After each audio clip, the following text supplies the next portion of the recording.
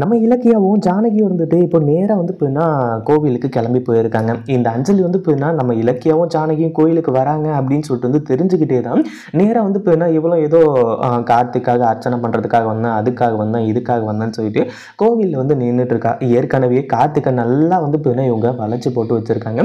அதுவும் இப்போ வந்து போயின்னா கௌதமோட அதை கம்பெனி பத்திரம், அது மட்டும் இல்லாமல் வீட்டோட பத்திரம், சொத்து பத்திரம் எல்லாத்தையுமே வந்து போயின்னா தாக்ஷாயினி எஸ்எஸ்கே கிட்ட கொண்டு வந்து கொடுத்து இதை போய் முதல்ல கார்த்திக் கிட்ட கொடுங்க, அப்பதான் ஒரு உத்வேகத்தோட வந்து போயின்னா அவன் செயல்படுவான் அப்படின்ற மாதிரி சொல்லி இப்போ அதையும் வந்து கொடுக்க வச்சுட்டாங்க. இப்போ அஞ்சலி சும்மா இல்லாம இங்க வந்து நம்ம இலக்கியாவையும் அதே மாதிரி நம்ம ஜானகி ரெண்டு பேரையுமே வம்பு இழுத்துட்டு இருக்காங்க.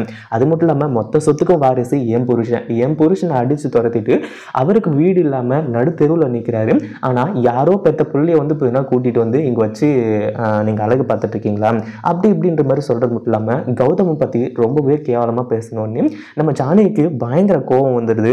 என்னடி பேசுன அப்படின்ற மாதிரி சொல்லி ஜானகியை அடி அதாவது இந்த அஞ்சலி வந்து அடி நடிச்சு வெளுத்து கட்ட ஆரம்பிச்சுறாங்க.